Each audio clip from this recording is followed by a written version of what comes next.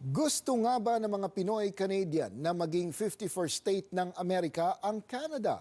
At ano ang kanilang tingin sa issue ng affordability at cost of living sa Canada? Narito ang report. Hindi kaila na karamihan o halos lahat ng mga Pilipino sa Canada nagpapadala sa Pilipinas, kada buwan man o tuwing nangangailangan ng kanilang mga pamilya. Kaya naman ngayong halalan, naniniwala ang ilang Pinoy political observer mula sa Alberta na pangunahin sa tinitingnan ng mga kababayan kung ang leader na iboboto ay may kakayahan na ibangon ang ekonomiya ng Canada sa gitna ng mga taripa ni US President Donald Trump at sa nagmamahal na halaga ng pamumuhay sa bansa. Kung hindi daw kasi maaayos ang kasalukuyang mga problema ng ekonomiya, mahihirapan sa pagpapadala ng pera sa Pilipinas ang mga Filipino-Canadian. Well, directly translates to something like remittance. Basically, spells the difference pagdating dito sa federal elections nato.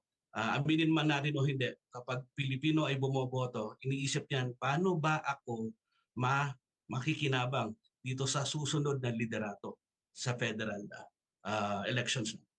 At mahalagang makialam ang tao dahil makakapekto ito sa pagbabudget natin. Sa pagbabudget. Hindi natin napapansin, pataas ng pataas ang bilihin, pero hindi naman tumataas ang sweldo. No? Dumarami ang naghahati-hati doon sa pizza pie, pero yung pizza pie ay hindi naman lumalaki. Naniniwala din sina Gregorio at Velasco na marami sa mga kababayan ang hindi natutuwa sa mga hirit ni Trump na gawing 51st state ng Amerika ang Canada. Ngiti, tawa ang sagot sa akin. And they believe that it will never happen naman. Siyempre maraming Pilipino na asar dahil ayaw rin naman nila ng na they treat themselves also as Canadians by heart. And hindi lang sa status, by heart Canadians na rin ang mga Filipino-Canadians dito kahit hindi pa citizen. No, yung tumatawid pa lang papunta doon sa status na yun. Kung tutuusin daw kasi, mas maraming benepisyo sa Canada na wala sa Amerika. May tinanong nga ako, sa palagay mo ba gusto mo maging 51st state ng US ang Canada? Abay hindi. Kaya nga pinili ko ang Canada dahil doon sa Charter of Rights and Freedom natin dito. Yung ating mga benepisyo sa edukasyon, benepisyo sa healthcare. Oo. Kaya nga, mananatili kami rito.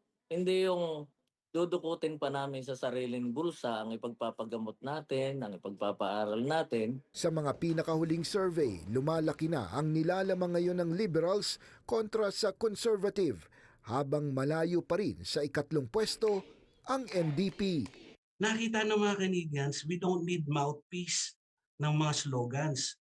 Kasi sabi nga, di ba, Canadians actually vote for policies. Kung gusto namin lalabas sa suntukan, kasing galing dapat ni Pacquiao, di ba?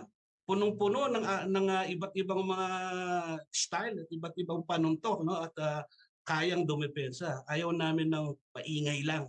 Pero may 3 linggo pa ang kampanya at posibleng magbago pa ang direksyon bago ang halalan na gaganapin sa April 28.